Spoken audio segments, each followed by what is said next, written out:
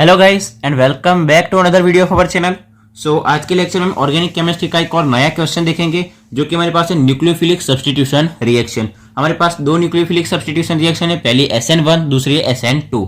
हम आज के लेक्चर में पूरी रिएक्शन डिटेल में डिस्कस करेंगे, SN1 रिएक्शन और SN2 रिएक्शन। ठीक है, वीडियो को पूरा एंड तक देखना। ये काफी इंपॉर्टेंट क्वेश्चन है, एग्जाम में 3, 4, 5 किसी भी मार्क्स में पूछा जा सकता है। काफी इंपॉर्टेंट क्वेश्चन है। ठीक है, हम उसको पूरा डिटेल में डिस्कस करेंगे। तो सबसे पहले हम उसकी रिएक्शन देख लेते हैं, उसके बाद मैं आपको लास्ट में समझाऊंगा कि एग्जाम में आपको कैसे लिखना है, उसके पूरे स्टेप समझाऊंगा। ठीक है, सबसे पहले हम देखते हैं कि SN1 रिएक्शन। तो SN1 रिएक्शन को हम क्या कह सकते हैं, हम उल्टा पढ़ेंगे। 1 यानी कि यूनिमोलिकुलर, N यानी कि न्यूक्लियोफिलिक और S यानी कि substitution. Unimolecular nucleophilic substitution reaction. वैसे SN2 के अंदर क्या आएगा, 2 यानी कि बाय यानी कि दो होते हैं, यानी कि bye molecular nucleophilic substitution reaction. ठीक है, सबसे पहले हम देखते हैं कि SN1 रिएक्शन। यहाँ पर हेडिंग लगा देते हैं कि SN1 रिएक्शन। ठीक है, तो सबसे पहले हम देखते हैं SN1 रिएक्शन। SN1 रिएक्शन को हम क्या कहते हैं, SN1 is unimolecular nucleophilic substitution reaction. पहला हमारा पॉइंट क्या आएगा, SN1 is unimolecular nucleophilic substitution reaction. फिर दूसरा पॉइंट आता है, जो SN1 रिएक्शन होती है उसके अंदर 2 स्टेप होते हैं, यानी कि SN1 रिएक्शन इन्वॉल्व्स 2 स्टेप, यानी कि SN1 रिएक्शन के अंदर 2 स्टेप होते हैं। क्या लिख सकते हैं हम, SN1 इन्वॉल्व्स 2 स्टेप्स। ठीक है, ये हमारा दूसरा पॉइंट हो गया। अब हम क्या लगते हैं, उसका रिएक्शन लिखते हैं। तो SN1 रिएक्शन के अंदर हम क्या लेंगे, एक रिएक्टेंट लेंगे। याद रखिएगा, जब भी SN1 रिएक्शन ले, SN1 रिएक्शन के अंदर हमारा जो भी रिएक्टेंट होगा वो क्या होगा, टर्सरी होगा। टर्सरी यानी कि 3 डिग्री होगा। ठीक है, हमारे पास क्या होता है, कोई होता है प्राइमरी होता है, फिर आता है सेकंडरी आता है, फिर टर्सरी आता है। SN1 रिएक्शन होती है वो किसके लिए फेवरेबल होती है, यानी कि 3rd डिग्री के लिए फेवरेबल होती है, यानी कि टर्सरी के लिए फेवरेबल होती है, यानी कि SN1 रिएक्शन टर्सरी के लिए सबसे ज्यादा होती है। हम जो कोई भी रिएक्टेंट लेंगे वो क्या लेंगे, 30 यानी कि टर्सरी रिएक्टेंट लेंगे। हम कौन सा रिएक्टेंट लेंगे, यहाँ पर टर्सरी ब्यूटाइल ब्रोमाइड। हम उसका यहाँ पर क्या लिखते हैं, उसका फॉर्मूला लिखते हैं। क्या आएगा, यहाँ पर आएगा कार्बन, फिर आएगा CH3, यहाँ पर आएगा CH3 और यहाँ पर भी आएगा CH3 और यहाँ पर क्या आएगा, इसके साथ आएगा ब्रोमीन। मान लीजिए यहाँ पर हमारे पास क्या है, ये जो ब्रोमीन है वो ब्रोमीन के साथ जुड़ा हुआ कार्बन दूसरे 3 कार्बन के साथ जुड़ा हुआ है। क्या लिखा हुआ है यहाँ पर, ब्रोमीन के साथ जुड़ा हुआ कार्बन दूसरे 3 कार्बन के साथ जुड़ा हुआ है, तो उसको हम क्या बोलेंगे, टर्सरी बोलेंगे। अगर ब्रोमीन के साथ जुड़ा हुआ कार्बन 2 कार्बन के साथ जुड़ा हुआ होता तो उसको हम क्या बोलते हैं, सेकेंडरी। अगर ब्रोमीन के साथ जुड़ा हुआ कार्बन सिर्फ 1 कार्बन के साथ जुड़ा हुआ होता तो हम क्या बोलते हैं, उसको प्राइमरी। यहाँ पर ब्रोमीन के साथ जुड़ा हुआ कार्बन 3 अलग अलग कार्बन के साथ जुड़ा हुआ है, मतलब ये क्या होगा, टर्सरी होगा। टर्सरी यानी कि 3 डिग्री। इसको हम क्या नाम देंगे, टर्सरी। फिर methane, ethane, propane, butane, 4 carbon है तो क्या आएगा, ब्यूटेन आएगा। टर्सरी, ब्यूटेन और ब्रोमीन को हम क्या कहेंगे, ब्रोमाइड बोलेंगे। इसका नाम क्या होगा, tertiary butyl bromide. Tertiary butyl bromide. ठीक है, हमारा रिएक्टेंट क्या होगा इसके अंदर, टर्सरी ब्यूटाइल ब्रोमाइड। जब हम इसकी रिएक्शन करेंगे, ये हमारा कौन सा स्टेप है, SN1 के अंदर हमने अभी भी कहा कि SN1 के अंदर 2 स्टेप होते हैं। हमारा क्या है, पहला स्टेप है, यानी कि स्टेप 1 है। स्टेप 1 जो है वो काफी स्लो स्टेप है, बहुत ही धीमा स्टेप है। स्टेप 1 क्या होगा, स्लो होगा। ठीक है, जब हम इसकी रिएक्शन करेंगे तो क्या होगा, ये जो ब्रोमीन है, कार्बन के साथ जुड़ा हुआ ब्रोमीन, वो ब्रोमीन यहां से निकल जाएगा। यहाँ पर हमारे पास क्या बचेगा, एक बचेगा कार्बन, उसके पास ऊपर क्या बचेगा, एक बचेगा CH3। ब्रोमीन निकल जाएगा तो अभी क्या बचेगा, 3 हमारे पास बचेगा CH3। ये पहला CH3, दूसरा आएगा ये दूसरा CH3 और ये तीसरा CH3। तो ब्रोमीन हमेशा क्या करता है, ब्रोमीन, क्लोरीन, ब्रोमीन, आयोडीन, ये सभी क्या करते हैं, हमेशा नेगेटिवली चार्ज होते हैं। ब्रोमीन यहां से बाहर निकल जाएगा, क्या होगा, Br माइनस होगा। ब्रोमीन क्या होगा, माइनस होगा, तो कार्बन क्या हो जाएगा, पॉजिटिव चार्ज हो जाएगा। ये कार्बन जो पॉजिटिव चार्ज होगा उसको हम क्या बोल सकते हैं, कार्बोकैटायन भी बोल सकते हैं और कार्बोनियम आयन भी बोल सकते हैं। क्या कहेंगे, टर्सरी ब्यूटाइल ब्रोमाइड की जब हम रिएक्शन करेंगे स्टेप 1 जो होगा वो क्या होगा, स्लो होगा और यहां से क्या हो जाएगा, ब्रोमीन रिमूव हो जाएगा। जब ब्रोमीन रिमूव हो जाएगा तो यहां पर हमारे पास क्या बचेगा, जो क्लोरीन, फ्लोरीन, ब्रोमीन, आयोडीन ये सभी होते हैं, ये जो हेलोजन वो क्या होते हैं, ऑलवेज नेगेटिव होते हैं। ब्रोमीन की भी क्या होगा, नेगेटिव होगा। अगर ये नेगेटिव होगा तो कार्बन के ऊपर कौन सा चार्ज आ जाएगा, पॉजिटिव चार्ज आएगा। तो यहाँ पर हमारे पास क्या बचेगा, कार्बन, CH3, CH3, CH3 बचेगा, हमारे पास इतना बचेगा। और जो ब्रोमीन होगा वो बाहर निकल जाएगा और ब्रोमीन क्या हो जाएगा, माइनस हो जाएगा। और यहाँ पर पास जो इलेक्ट्रॉन की पेयर होगी वो भी कौन, ब्रोमीन लेके निकल जाएगा। ये क्या होगी, इलेक्ट्रॉन की पेयर जो ब्रोमीन लेके निकल जाएगा। ठीक है, यहाँ पर हमारे पास क्या होगा, यहाँ से ब्रोमीन निकल जाएगा। क्या बचेगा, इसको हम क्या नाम दे सकते हैं, कार्बोनियम आयन भी बोल सकते हैं और हम बोल सकते हैं कार्बोकैटायन। हम क्या कह सकते हैं इसको, कार्बोकैटायन।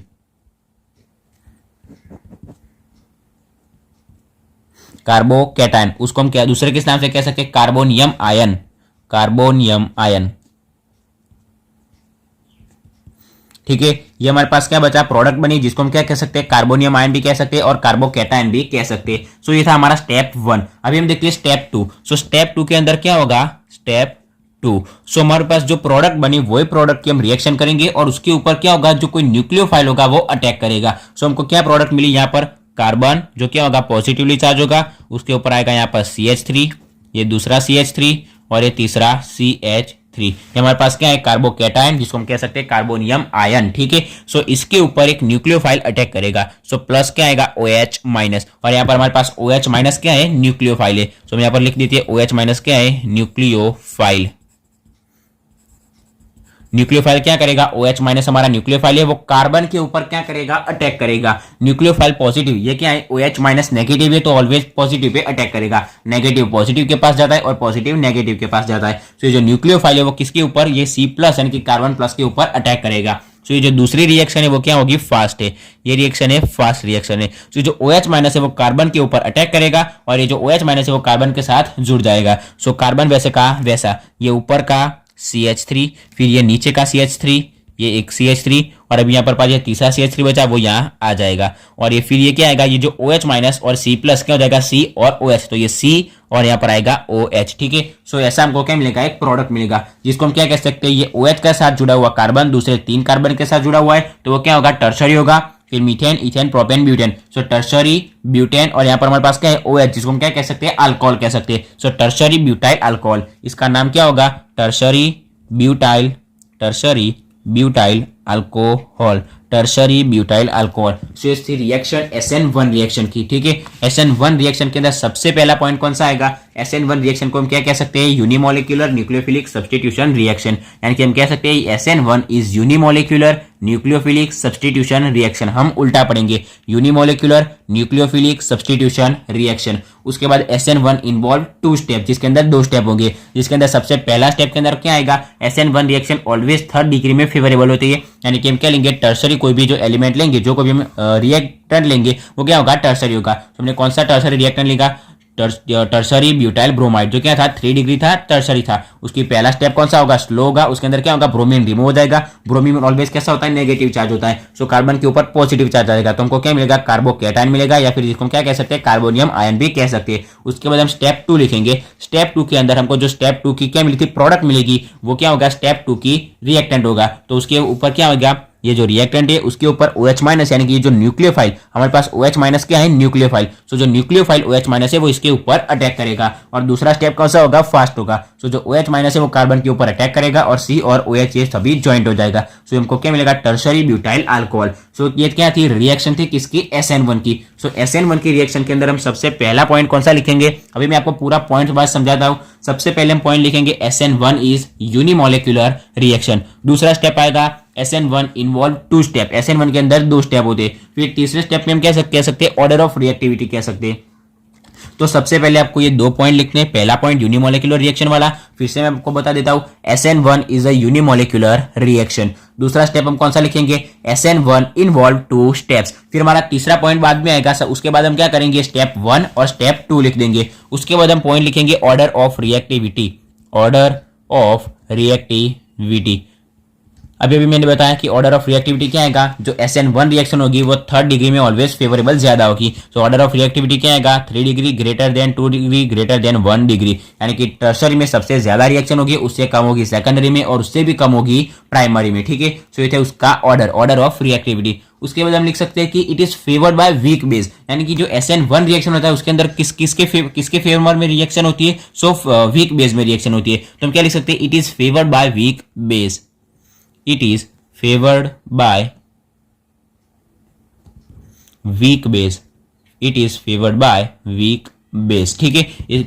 किसके साथ फेवर होती है, सो वीक बेस के साथ। उसके बाद हम लिख सकते हैं it is favoured by polar protic solvent, यानी कि इसके अंदर जो सॉल्वेंट यूज होता है वो किसके फेवर में यूज होता है, पोलर प्रोटेक जो सॉल्वेंट होता है वो हमको पता है, 12th में स्टडी करके आए पोलर प्रोटेक सॉल्वेंट, ठीक है। उसके बाद ये जो SN1 रिएक्शन होती है उसके अंदर रीअरेंजमेंट हो सकती है, rearrangement may be possible in this case. हम क्या लिख सकते हैं, rearrangement possible in this case हम लिख सकते हैं। उसके बाद हम लिख सकते हैं tertiary alkyl halide give this SN1 reaction. अभी हमने लिखा टर्शरी अल्काइल हैलाइड, यहाँ पर ब्यूटाइल हमको क्या कह सकते हैं, ब्यूटेन जो कि हमारे पास क्या होता है, अल्काइल होता है। और ये क्या है, ब्रोमाइड हमारे पास क्या है, ब्रोमाइड को हम कह सकते हैं हैलाइड भी कह सकते हैं, यानी कि हेलोजन भी कह सकते हैं। So tertiary alkyl halide give this SN1 reaction. Primary और सेकेंडरी बहुत ही कम रिएक्शन देते हैं, तो हम क्या लिखेंगे, tertiary alkyl halide give this SN1 reaction. उसके बाद हम लिख सकते हैं ये जो न्यूक्लियोफाइल है, ये न्यूक्लियोफाइल जो है वो कार्बन के ऊपर आगे और पीछे दोनों की ओर से अटैक कर सकता है। ये तो हमने 1D में ड्रॉ किया, अगर हम 3D में ड्रॉ करें, अगर ये हमने 2D में ड्रॉ किया, अगर हम उसको 3D में ड्रॉ करें तो आप समझ सकते हैं, ठीक है। यहाँ पर एक पास आएगा कार्बन आएगा, उसके पीछे आएगा एक CH3, आगे आएगा दूसरा CH3, लेफ्ट साइड में एक आएगा CH3 और राइट साइड में क्या आएगा, ये OH आएगा, ठीक है। तो जो OH माइनस जो न्यूक्लियोफाइल है वो आगे और पीछे दोनों साइड से अटैक कर सकता है। सो हम क्या लिख सकते हैं कि nucleophile attack front and back both side, nucleophile attack front यानी कि आगे, एंड बैक यानी कि पीछे, बोथ द साइड, ठीक है। मैं आपको सभी स्टेप फिर से समझा देता हूं। सबसे पहले स्टेप में हम लिखेंगे SN1 is a unimolecular reaction. दूसरा स्टेप आएगा SN1 इन्वॉल्व 2 स्टेप, फिर हम लिखेंगे ये स्टेप 1 और स्टेप 2। उसके बाद आएगा ऑर्डर ऑफ रिएक्टिविटी, क्या होगा, 3 degree greater than 2 degree greater than primary यानी कि फर्स्ट डिग्री। उसके बाद हम लिखेंगे it is favoured by weak base. दूसरे किसके साथ ये फेवर्ड होता है, so it is favoured by polar protic solvent, it is favoured by polar protic solvent, polar protic solvent, ठीक है, पोलर प्रोटिक सॉल्वेंट। उसके बाद हम क्या लिख सकते हैं, इसके अंदर रीअरेंजमेंट होती है, तो रीअरेंजमेंट में भी पॉसिबल। उसके बाद क्या आएगा, tertiary alkyl halide give this SN1 reaction, tertiary alkyl halide give this SN1 reaction, ठीक है। उसके बाद हमारा पॉइंट क्या आएगा, जो न्यूक्लियोफाइल है वो आगे और पीछे दोनों साइड से अटैक कर सकता है। So nucleophile attack front and back both the sides, ठीक है। सो हमारा SN1 रिएक्शन यहाँ पर फुल्ली कंप्लीट हो गया, आपको आसानी से समझ में आ गया होगा। अब हम देखते हैं SN2 reaction, same to same ऐसा ही रिएक्शन है। तो SN2 रिएक्शन के अंदर हम क्या लिखेंगे, SN2 इज बायमोलिकुलर रिएक्शन। यहाँ पर क्या आता था, यूनिमोलिकुलर रिएक्शन आता था, उसकी जगह क्या आएगा, बायमोलिकुलर रिएक्शन। और SN2 के अंदर क्या स्टेप, कितने स्टेप हो गए, एक ही स्टेप होगा, यानी कि सिंगल स्टेप होगा। तो हम क्या लिख सकते हैं, SN2 involve only single step, और हम लिख सकते हैं 1 step, SN2 involve single step. उसके बाद इसकी ऑर्डर ऑफ रिएक्टिविटी क्या आएगा, यहाँ पर था 30 ग्रेटर देन 20 ग्रेटर देन 10, तो हम क्या लिखेंगे, उसका उल्टा लिखेंगे, यानी कि 10 ग्रेटर देन 20 ग्रेटर देन 30। ये आपको बाद में लिखना है, सबसे पहले हम क्या लिखेंगे, उसका एक स्टेप लिखेंगे। सो हम देखते हैं SN2 रिएक्शन।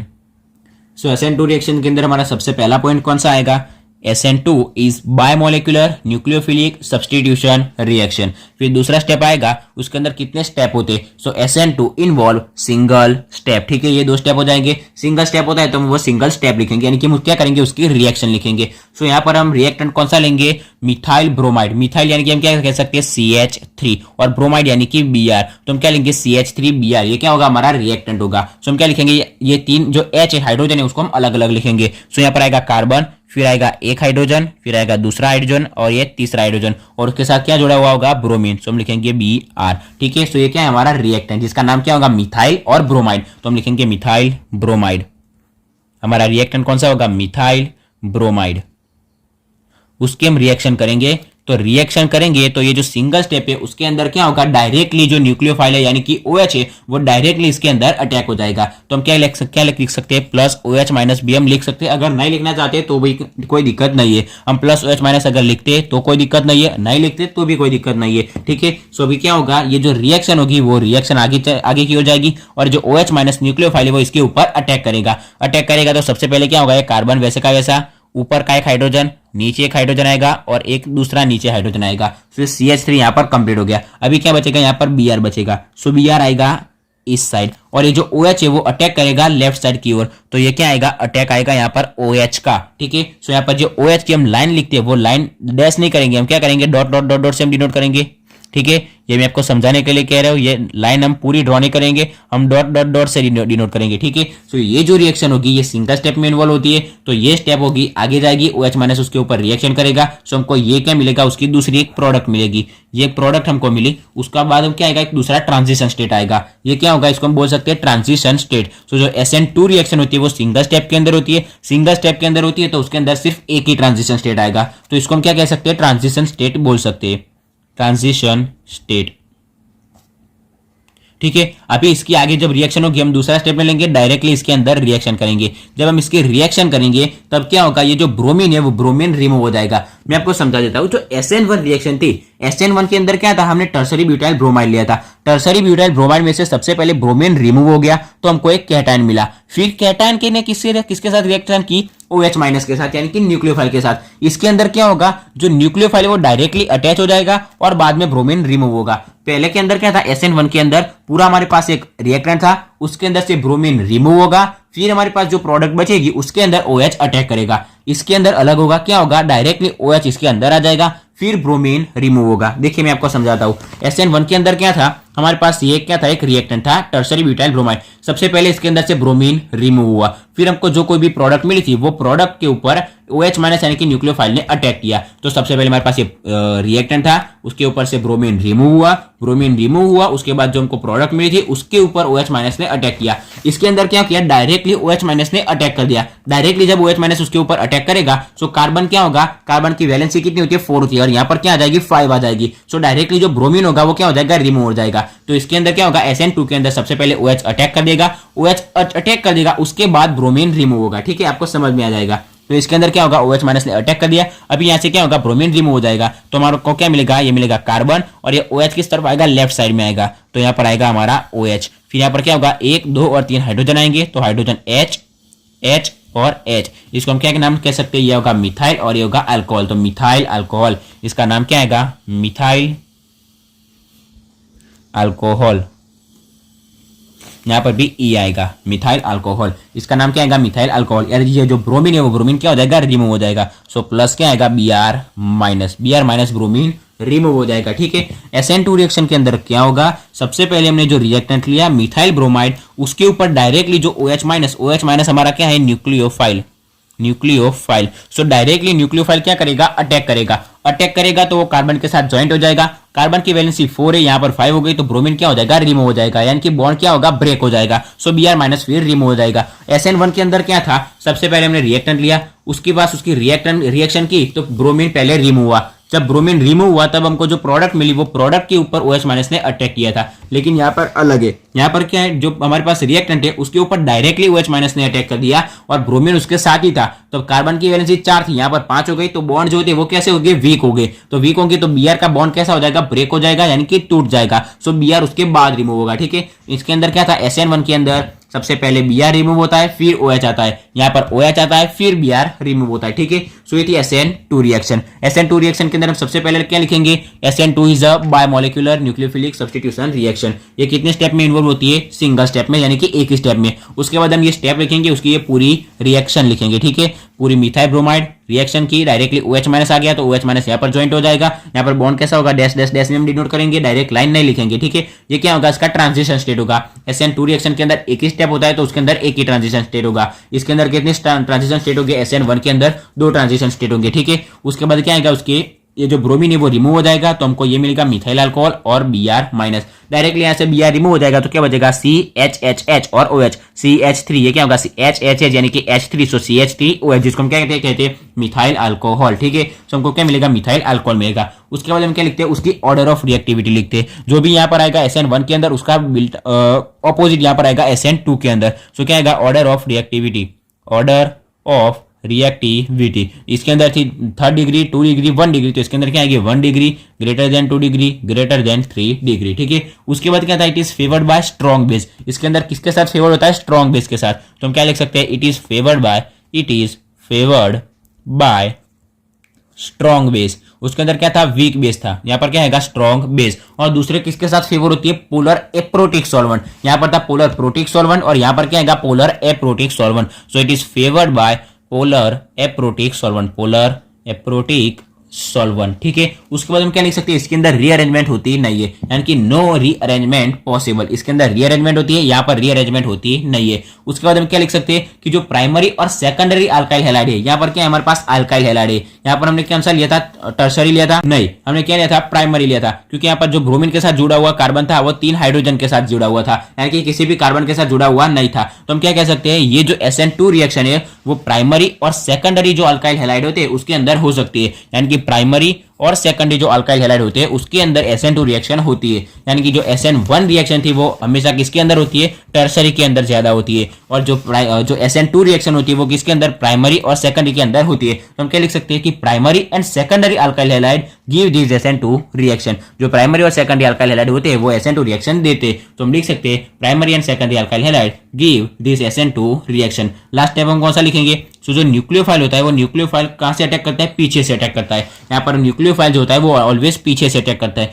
तो हम लिख सकते हैं nucleophile attack only back side. यहाँ पर SN1 के अंदर आगे और पीछे दोनों से अटैक करता था। तो हम क्या लिख सकते हैं, nucleophile attack front and back both side. यहाँ पर क्या आएगा, न्यूक्लियोफाइल सिर्फ पीछे से अटैक करता है, तो हम लिखेंगे nucleophile attack only back side. ठीक है, तो यहाँ पर हमारी SN1 और SN2 रिएक्शन कंप्लीट हो गई। अभी हम देखते हैं उसका ग्राफ देखते हैं। ग्राफ किसका ऑपोजिट आएगा, एक आएगा पोटेंशियल एनर्जी और उसके ऑपोजिट आएगा प्रोग्रेस ऑफ रिएक्शन। ठीक है, तो हम SN1 रिएक्शन और SN2 रिएक्शन का ग्राफ ड्रॉ करते हैं। सबसे पहले हम देखते हैं डायग्राम ऑफ SN1 रिएक्शन, यानी कि SN1 रिएक्शन का डायग्राम। तो इसके अंदर क्या होगा, एक ग्राफ ड्रॉ किया होगा। किसके ऑपोजिट ग्राफ होगा, यहाँ पर आएगा पोटेंशियल एनर्जी, PE क्या है, पोटेंशियल एनर्जी, और उसके ऑपोजिट क्या आएगा, प्रोग्रेस ऑफ रिएक्शन। ठीक है, सो SN1 रिएक्शन हमने अभी भी बताया कितने स्टेप में इन्वॉल्व होती है, 2 स्टेप में। तो इसके अंदर 2 ट्रांजिशन स्टेट आएंगे। ट्रांजिशन स्टेट, ये होगा ट्रांजिशन स्टेट 1 और ये होगा ट्रांजिशन स्टेट 2। क्या होगा, TS यानी कि ट्रांजिशन स्टेट। ट्रांजिशन स्टेट ये 2 स्टेप में इन्वॉल्व होती है। तो इसके अंदर 2 ट्रांजिशन स्टेट आएंगे। सबसे पहला नंबर को आएगा ये और दूसरे नंबर पर आएगा ये वाला। सो ये होगा ट्रांजिशन स्टेट 1 और ये होगा ट्रांजिशन स्टेट 2। यहां से हमारी रिएक्शन स्टार्ट होती है। सो रिएक्शन स्टार्ट कब से होती है, रिएक्टेंट से। रिएक्टेंट कब क्या करती है, रिएक्शन को स्टार्ट करती है। तो हमारा रिएक्टेंट कौन सा था, सो CH3 ट्राइस CBr। हमारा रिएक्टेंट को हम नाम क्या कह सकते थे, हमने नाम दिया था टर्शरी ब्यूटाइल ब्रोमाइड, जिसको हम यहाँ से साइड में लिखते हैं। यहाँ पर हमारा क्या था, कार्बन था, फिर था CH3, दूसरा था CH3 और अभी यहाँ पर क्या था, ब्रोमीन था। ठीक है, तो यहाँ पर हमारे पास क्या लिख सकते हैं, ये हमारे पास है कार्बन, फिर यहाँ पर हमारे पास 1, 2 और 3 क्या है हमारे पास, CH3। तो हम क्या लिख सकते हैं, CH3 उसको लिखते हैं हम 3 टाइम्स, और क्या आएगा, ब्रोमीन, तो हम लिखेंगे Br। तो इसको हम कैसे लिख सकते हैं, कार्बन CH3 और Br। ऐसे नहीं लिखेंगे, कैसे लिखेंगे, CH3 कार्बन और Br, क्योंकि जो ब्रोमीन है वो कार्बन के साथ जुड़ा हुआ है। तो ये कार्बन का आएगा यहाँ पर बीच में आएगा। तो यहाँ पर हम लिखेंगे CH3, फिर आएगा CH3 कितने टाइम्स है, 3 टाइम्स, फिर आएगा कार्बन और Br। ये मैं आपको समझाने के लिए लिख रहा हूं, आपको ड्रॉ करने की जरूरत नहीं है। ग्राफ तो आपको ड्रॉ करना पड़ेगा एग्जाम में। ठीक है, ये क्या आएगा, उसका डायग्राम। तो यहाँ पर CH3 CBr ये क्या है, हमारा रिएक्टेंट है। क्या हमारे पास, रिएक्टेंट, यानी कि जो रिएक्शन करता है वो, ये हमारे पास था रिएक्टेंट। फिर हमको ट्रांजिशन स्टेट, जो सबसे पहला स्टेट था, पहला स्टेप 1 था, उसके अंदर हमको कोई प्रोडक्ट मिली थी। तो वो प्रोडक्ट हमको कौन सी मिली थी, हम लिखते हैं CH3 थ्राइस कार्बन प्लस। ठीक है, हमको कार्बोकैटायन मिला था, CH3 थ्राइस और कार्बन प्लस, ये हमको प्रोडक्ट मिली थी। क्या मिला था, कार्बन, यहाँ पर था CH3, यहाँ पर था CH3, यहाँ पर था CH3 और उसको क्या था, पॉजिटिव चार्ज था, ब्रोमीन माइनस रिमूव हो गया था। फिर हमको क्या मिला था, ये ट्रांजिशन स्टेट 1 के नीचे आएगा। ठीक है, सो हमको क्या मिला था, उसकी पहले स्टेप की प्रोडक्ट और दूसरे स्टेप का रिएक्टेंट। फिर हमको आखिर में कौन सी प्रोडक्ट मिली थी, आखिर में हमको प्रोडक्ट मिली थी CH3 थ्राइस कार्बन और OH। कार्बन CH3 और हमको क्या मिला था यहाँ पर OH, ये हमारी प्रोडक्ट थी। तो हम कैसे लिखेंगे, CH3 3 बार है, सो CH3 थ्राइस, फिर कार्बन और OH, तो CH3 थ्राइस कार्बन और OH। ठीक है, ये हमारा क्या होगा, डायग्राम होगा। इसके अंदर हम देखते हैं डेल्टा E और delta H। So delta E क्या होगा, एक्टिवेशन एनर्जी, और डेल्टा H होगा हीट ऑफ रिएक्शन, उसको हम डिनोट करते हैं। यहाँ पर हमारे पास है, ये क्या इसका स्लोप है। ठीक है, और यहाँ पर एक आएगा दूसरा स्लोप उसका, यहाँ पर आएगा उसका तीसरा। यहाँ पर हम देख सकते हैं ये जो पूरा, ये जो इतना स्लोप है उसको हम क्या कह सकते हैं, डेल्टा E। यहाँ पर हमारे पास दूसरा भी स्लोप है, ये 1 और ये आएगा 2, जिसके अंदर सबसे पहला ट्रांजिशन स्टेट, ये हमारा होगा पहला स्लोप, इसको हम कहते हैं डेल्टा E। डेल्टा E यानी कि एक्टिवेशन एनर्जी, और ये भी क्या होगा, डेल्टा E। तो ये होगा डेल्टा E1 और ये होगा डेल्टा E2, यानी कि फर्स्ट एक्टिवेशन एनर्जी और ये दूसरी एक्टिवेशन एनर्जी। अब हम देखते हैं ये जो एक्टिवेशन एनर्जी, ये और ये, इन दोनों के बीच में ये जो डिफरेंस है उसको हम क्या कह सकते हैं, डेल्टा H कह सकते हैं। डेल्टा H यानी कि हीट ऑफ रिएक्शन। सो ये क्या होगा, डेल्टा H होगा। यहाँ पर हमारे पास डेल्टा E क्या है, delta E activation energy, activation energy. ठीक है, फिर आएगा डेल्टा H, जिसको हम क्या कह सकते हैं, heat of energy, heat of energy. ठीक है, सो डेल्टा E और डेल्टा H। ये हो गया हमारा diagram of SN1 reaction. SN1 के अंदर कितने स्टेप थे? 2 स्टेप। तो हमने 2 ट्रांजिशन स्टेट ड्रॉ किए। सबसे पहले यहाँ से स्टार्ट होगा, फिर वापस नीचे आएगा, ऊपर जाएगा और यहाँ पर कंप्लीट हो जाएगा। ठीक है, आपको सिर्फ ग्राफ ड्रॉ करना है और delta E, delta E1, delta E2 और डेल्टा H दिखाना है। ठीक है, इतना आपको ग्राफ ड्रॉ करना है। यहाँ पर ये जो हमारा पॉइंट है इसको हम क्या कह सकते हैं? इंटरमीडिएट कह सकते हैं। इंटरमीडिएट यानी कि जो बीच वाला जो पार्ट है, मध्यम यानी कि बीच वाला जो पार्ट है उसको हम क्या कह सकते हैं? इंटरमीडिएट कह सकते हैं। ठीक है, आपको ग्राफ के अंदर इतना ड्रॉ करना है, फिर डेल्टा E1, डेल्टा E2 और डेल्टा H ड्रॉ करना है। ठीक है, किसका ऑपोजिट ग्राफ होगा? पोटेंशियल एनर्जी, ऑपोजिट होगा प्रोग्रेस ऑफ रिएक्शन। ठीक है, अभी हम दूसरा ग्राफ देखते हैं, diagram of SN2 reaction. Diagram of SN2 reaction. SN2 reaction में हमने अभी भी देखा कि उसके अंदर कितने स्टेप थे? सिंगल स्टेप, एक ही स्टेप था। तो उसके अंदर कितना ट्रांजिशन स्टेट आएगा? सिंगल। सो ये क्या होगा? Transition state 1। ठीक है, ट्रांजिशन स्टेट 1 यानी कि हम कैसे कह सकते हैं? ट्रांजिशन स्टेट कह सकते हैं। यहाँ पर हमारे पास रिएक्टेंट कौन सा था जहां से रिएक्शन हमने स्टार्ट की थी? सो CH3Br। ये क्या था? हमारा रिएक्टेंट मिथाइल ब्रोमाइड हमारा रिएक्टेंट था। फिर यहाँ पर हमको बीच में क्या मिला था? प्रोडक्ट मिली थी। उसके बाद हमने तीसरा प्रोडक्ट ड्रॉ किया था। हमारे पास दूसरा हमको क्या मिला था? एक तरफ था कार्बन, फिर CH3, एक तरफ था OH और दूसरी तरफ था Br। फिर क्या हुआ? Br रिमूव हो गया तो हमको क्या मिलेगा? CH3OH और मिला था हमको Br माइनस। सो हमको यहाँ पर क्या मिला था? प्रोडक्ट के रूप में CH3OH और प्लस हमको क्या मिला था? Br minus. से आपको लिखने की जरूरत नहीं, मैं आपको समझाने के लिए कह रहा हूँ। ये था हमारा रिएक्टेंट और ये हमारी क्या है? प्रोडक्ट है, प्रोडक्ट।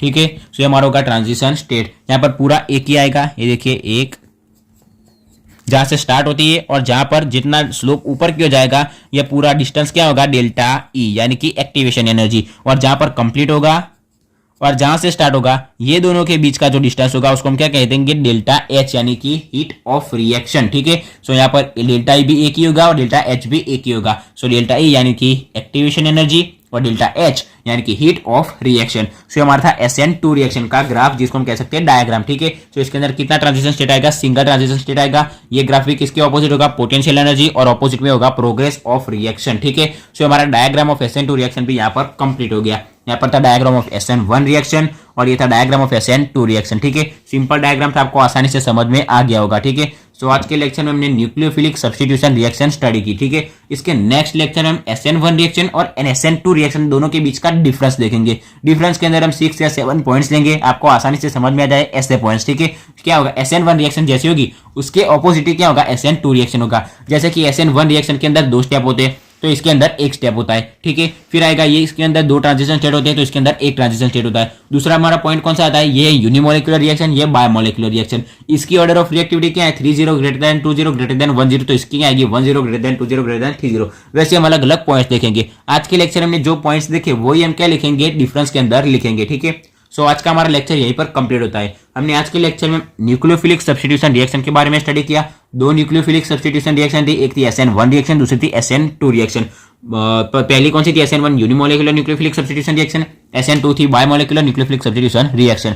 सो आज का लेक्चर हम यहीं तक रखते हैं। आशा रखता हूं कि आपको SN1 रिएक्शन, SN2 रिएक्शन दोनों के अंदर डिटेल में सब कुछ समझ में आ गया होगा। ठीक है, आपको एग्जाम में कैसे लिखना है वो भी मैंने आपको समझा दिया। ठीक है, आपको जो अलग अलग पॉइंट्स चाहिए वो हम क्या करेंगे? डिफरेंस के अंदर स्टडी करेंगे। डिफरेंस के अंदर जो भी पॉइंट्स आते हैं वो आपको SN1 रिएक्शन के अंदर लिख सकते हैं। ठीक है, और डिफरेंस के अंदर SN2 रिएक्शन के जो पॉइंट आएंगे वो आप ये रिएक्शन के अंदर लिख सकते हैं। यानी कि जो क्वेश्चन आएगा SN1 रिएक्शन उसके अंदर भी आप लिख सकते हैं। सो आज का लेक्चर यहीं पर कंप्लीट रखते हैं। आशा रखता हूं कि आपको SN1 रिएक्शन और SN2 रिएक्शन में कंप्लीट पता चल गया होगा। ठीक है, अगर वीडियो अच्छा लगा हो तो वीडियो को लाइक और शेयर जरूर से करना और अगर चैनल पर नए हो तो चैनल को सब्सक्राइब जरूर से कर देना। Thanks for watching guys.